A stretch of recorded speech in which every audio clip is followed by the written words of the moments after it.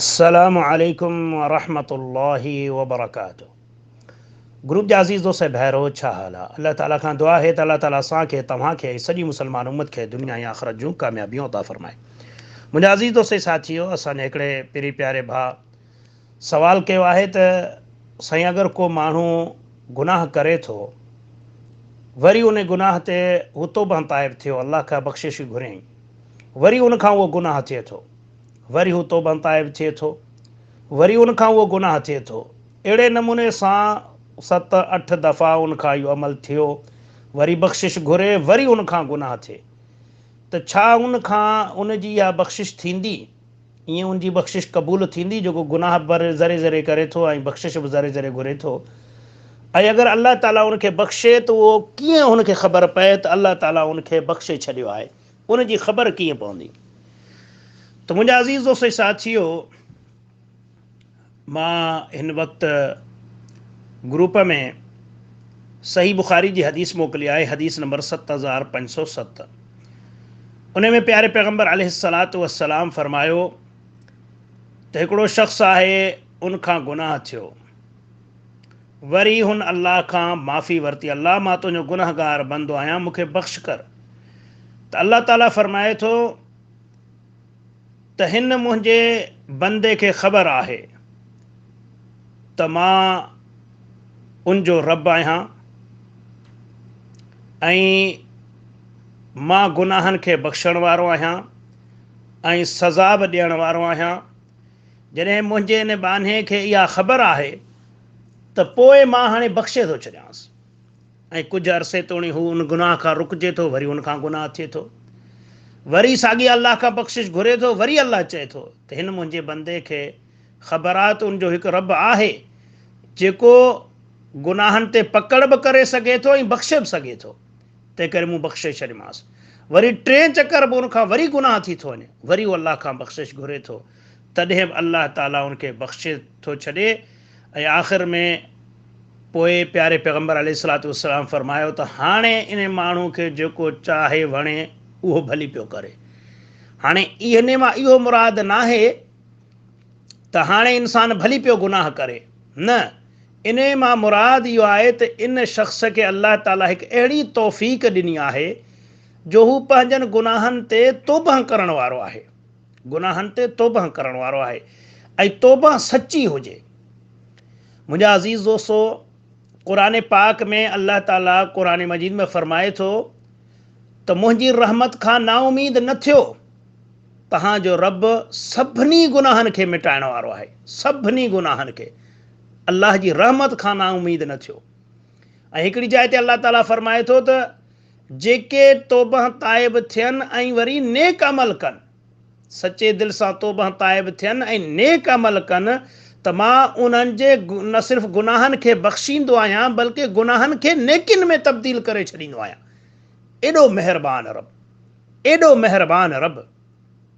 सिर्फ़ु उनखां मायूस न थिजे, उनखां नाउमीद न थिजे, अल्लाह ताला खे इहा शइ पसंदि आहे, अल्लाह खां बख़्शिश घुरिजे, ऐं हू बख़्शणहार महिरबान आहे। इहो यकीन हुजे त मुंहिंजो रब सख़्तु पकड़ करण वारो बि आहे ऐं बख़्शणहार महिरबान बि आहे। ईअं हदीसनि में अचे थो त हिकिड़े शख़्स 99 खून कया, पोइ उनजे दिलि में अल्लाह जो ख़ौफ़ आयो, हू ॻोल्हींदे ॻोल्हींदे अची हिकु नाले जे मौलवी वटि पहुतो ऐं उनखे चयईं त मां 99 खून कया आहिनि, मां अल्लाह खां बख़्शिश घुरणु थो चाहियां। त उन चयसि तूं अञा अल्लाह खां बख़्शिश थो घुरी, 99 खून कया अथई, तुंहिंजी बख़्शिश थींदी?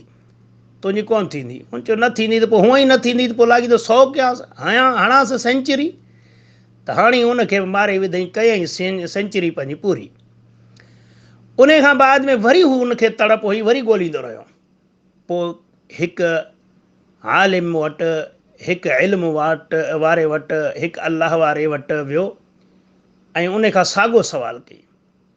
उन इहो ई जवाबु ॾिनुसि त अल्लाह वॾो करीम अथई, वॾो महिरबान अथई, तूं अल्लाह खां नाउमीद न थी, बाक़ी इहो आहे त तूं पंहिंजे शहर खे छॾ, छो त इन शहर जा माण्हू बदकार आहिनि, उते अगरि रहंदे त वरी तूं बदकारी ॾे लाड़ो करे वेंदे।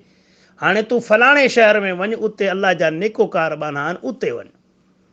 ऐं पोइ हू ओॾी जल्दी जल्दी वञणु लॻो ऐं जल्दी जल्दी वेंदे वेंदे उनजो दम परवाज़ थी वियो, साह निकिरी वियो। पोइ जन्नत जा फ़रिश्ता आया त हीउ जन्नती आहे, बख़्शिश घुरियईं, हिन खे जन्नत ॾे वठी वञूं। जहन्नम जा फ़रिश्ता आया, न हिन सौ खून कया, गुनहगार आहे, जहन्नम ॾे वठी वञूं। त ॾिसो अल्लाह ताला पंहिंजी सख़ा कीअं ॾेखारे थो ऐं पंहिंजूं निशानियूं ईंदड़ इंसाननि जे लाइ अल्लाह ताला कीअं ॾेखारे थो। पोइ प्यारे पैगम्बर अलैहिस्सलातु वस्सलाम फरमाए, अल्लाह हिकिड़े ॿिए फ़रिश्ते खे मोकिलियो जंहिं उन्हनि जे विच में इहो फ़ैसिलो कयो त हाणे तव्हां ज़मीन खे मापियो, अगरि नेकोकारनि जे तरफ़ नेकोकारनि जे शहर जे वेझे आहे त जन्नत में वठी वञोसि, अगरि गुनहगारनि जे शहर खे वेझो आहे जिथां छॾे आयो त पोइ जहन्नम ॾे वठी वञोसि। पोइ जंहिंमें हुननि ज़मीन जी माप कई त अल्लाह ताला नेकोकारनि जे शहर जे तरफ़ मस्जिद ज़मीन खे हुकुम ॾिनो त सोढ़ी थी वञे। उहा ज़मीन उतां सोढ़ी थी वई ऐं जेॾीमहिल माप कयूं त हू नेकोकारनि जे शहर खे वेझो निकितो, उनखे जन्नती फ़रिश्ता जन्नत ॾे खणी विया। त मुंहिंजा अज़ीज़ दोस्तो, ॾिसो त रब केॾो महिरबानी आहे। अल्लाह ताला बख़्शण ते अचे त पोइ केरु उनखां पुछण वारो कोन्हे को, पर शर्त इहा आहे त तौबा सची हुजे, सची हुजे, भली बार बार करे पर सची हुजे, सिर्फ़ु ईअं नाले जी न हुजे त मिड़ी तौबा तौबा जी। अॼु असांजे मुआशिरे में असां ॾिसूं था त जेॾीमहिल ज़लज़लो ईंदो ओॾीमहिल सभिनीनि जे ज़बान ते तौबा तौबा, या अल्लाह रहम, या अल्लाह रहम, ज़लज़ले वक़्तु कंदा। जीअं ज़लज़लो बीहंदो उते जो उते गाना जेको ॿुधे पियो उहो गाना पंहिंजा शुरू कंदो, जेके जुआ खेॾनि पिया उहो उते ई जुआ में शुरू थी वेंदो, जेको मिलावट पियो करे उते ई मिलावट में शुरू थी वेंदो, जेके माना पंहिंजनि गुनाहनि में जेके लॻा पिया उन्हनि गुनाहनि में शुरू थी वेंदा। त इन मां छा साबित थियो त सची तौबा न आहे।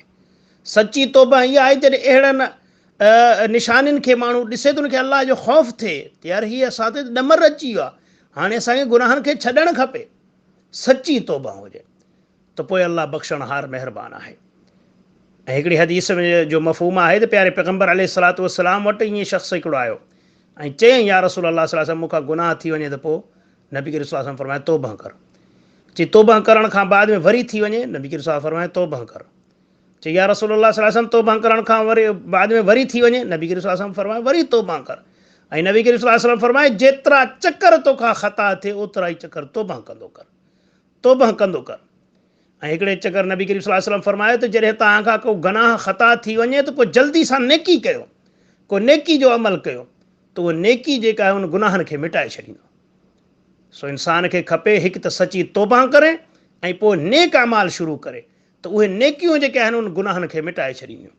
इस्तग़फ़ार तौबा करण बि उन्हनि गुनाहनि खे मिटाए थो छॾे, बल्कि अल्लाह ताला उन्हनि खे नेकियुनि में तब्दील करे थो छॾे। पर शर्त इहा आहे सची तौबा हुजे, अदाकारी वारी न हुजे, ज़बान सां न हुजे। ॿी ॻाल्हि अधे सुवालु कयो आहे त सची तौबा करे ऐं उहा तौबा क़बूल थी वञे इहो कीअं ख़बर पए। उहो ईअं ख़बर पवंदी जो इंसानु गुनाहनि खां डिॼणु लॻंदो ऐं नेकियुनि ॾे उनजो शौक़ु थी वेंदो, नेकियुनि ॾे, अलाह जी इबादत ॾे, तौहीद ॾे, सुन्नत ॾे हू लाड़ो कंदो, नेकियुनि ॾे लाड़ो कंदो, गुनाहनि खां बचंदो। इहा निशानी आहे त उनजी तौबा क़बूल थी वई।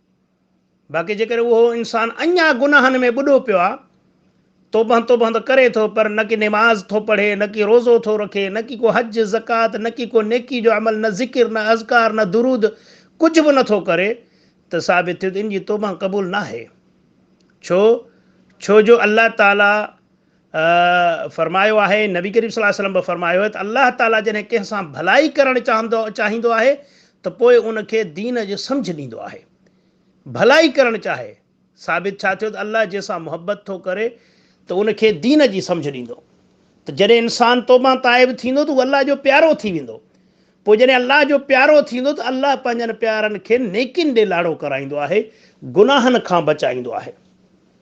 सो अगरि को इंसानु ख़ता करे थो, वरी सची दिलि सां तौबा ताइब थियो ऐं उन खां बाद में पाण में महसूसु कई त हाणे मां ॾींहों ॾींहुं नेकियुनि ॾे लाड़ो थो कयां, गुनाहनि खां ख़ौफ़ थो थिए ऐं गुनाहनि खां नफ़रत थी वई आहे, पाण बि गुनाहनि खां बचे थो, ॿियनि खे बि बचाइण जी कोशिशि करे थो, राति ॾींहुं हिन दीन जी दावत तबलीग में लॻो पियो आहे, तौहीद ऐं सुन्नत जी ॻाल्हि करे थो, उन में आजिज़ी आहे, निवड़त आहे, तकबुर ख़तमु थी वियुसि, वॾाई ख़तमु थी वियुसि।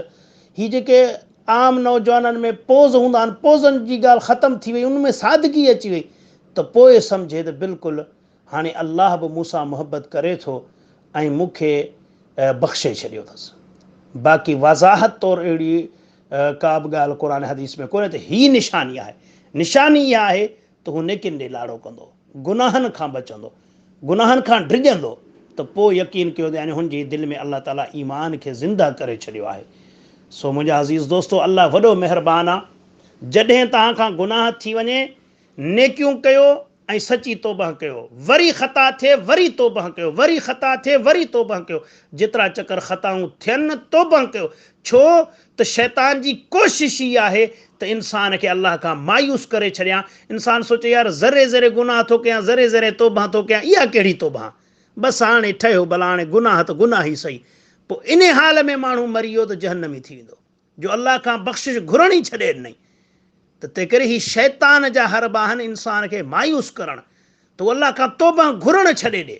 हू चवे रोज़ गुनाह थो कयां, रोज़ बख़्शिश, या मुनाफ़िक़त आहे, या ठगी आहे, या हराम पाई आहे, इहो सोचे उनजे दिलि में वसवसा विझां त हू माफ़ी घुरणी छॾे ॾे। त करे मुंहिंजा अज़ीज़ दोस्तो, शैतान असांजो खुलम खुला दुश्मन आहे। असांखे बि घुरिजे त असां बि उनखे दुश्मन बनायूं। हू जेतिरा चकर असां खां गुनाह कराए, असां अलाह खां बख़्शिश घुरूं ऐं अलाह ताला असांजे गुनाहनि खे माफ़ करे छॾींदो। ऐं इहो ई शैतान अलाह सां वाइदो कयो हो त या अलाह, मां हिननि खे न छॾींदुसि, तूं मूंखे मोहलत ॾे, तूं मुंहिंजी पकड़ न कजांइ, मां हिननि जे अॻियां पोयां सॼे खॿे वेहे हिननि खे सिधे रस्ते खां थेड़े छॾींदुसि। अलाह सां वाइदो कई त अलाह बि वाइदो करे छॾियो त भली तूं ज़ोर लॻा, पर मुंहिंजा नेक बाना मूंखां बख़्शिश घुरंदा, मां बख़्शे छॾींदुसांइ, मां बख़्शे छॾींदुसांइ।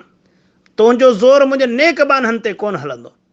त मुंहिंजा अज़ीज़ दोस्तो, बख़्शिश घुरो। अलाह जो वाइदो आहे त जेको अलाह खां बख़्शिश घुरे थो, अलाह उनखे बख़्शे थो छॾे। केॾा वॾा गुनाह हुजनि, तौबह सां सभ जा सभ गुनाह मिटिजी था वञनि। जॾहिं इस्तिग़फ़ार सां, तौबह करण सां कुफ़र जहिड़ा गुनाह ख़तमु थी था वञनि, शिरक जहिड़ा गुनाह ख़तमु थी था वञनि, त ही ॿिया गुनाह कहिड़ी हैसियत था रखनि। जॾहिं अलाह उन्हनि वॾनि कुफ़र वारनि गुनाहनि खे बि ख़तमु करे थो छॾे, जॾहिं माण्हू तौबह ताइब थी इस्लाम खे क़बूल थो करे, त सभु गुज़िरियल गुनाह अलाह माफ़ करे थो छॾे। एतिरे क़दुरु जो सहाबा में के अहिड़ा बि हुया जिन्हनि पहिरियां इस्लाम क़बूल न कयो ऐं नऊज़ बिल्लाह नबी करीम सल्लल्लाहु अलैहि वसल्लम जे ख़िलाफ़ु जंगूं लड़ियूं, मुसलमाननि खे शहीद कयूं, उन्हनि बि जॾहिं कलमो पढ़े अलाह जे दर ते आया ऐं इस्तिग़फ़ार कयूं, त अलाह ताला उन्हनि जे इन्हनि वॾनि गुनाहनि खे बि माफ़ करे छॾियो ऐं अलाह ताला उन्हनि खे जलीलुल क़दर सहाबी बनाए छॾियो। तंहिं करे तौबह ताइब थियण खां कॾहिं बि न रुकिजो। हर वक़्तु अलाह खां तौबह घुरो ऐं सचे दिलि सां घुरो ऐं अलाह खां दुआ घुरो त अलाह असांखे सिरातुल मुस्तक़ीम अता फ़रमा, तूं पंहिंजी मुहबत अता फ़रमा, तूं पंहिंजी चाहत अता फ़रमा, तुंहिंजो ख़ौफ़ अता फ़रमा ऐं तुंहिंजे प्यारे पैगम्बर अलैहिस्सलातु वस्सलाम जी मुहबत अता फ़रमा ऐं उनजी पैरवी करण जी तौफ़ीक़ अता फ़रमा।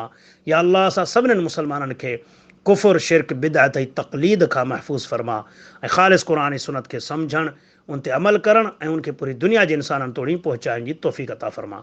आमीन या रब्बल आलमीन। अस्सलामु अलैकुम व रहमतुल्लाहि व बरकातुहू।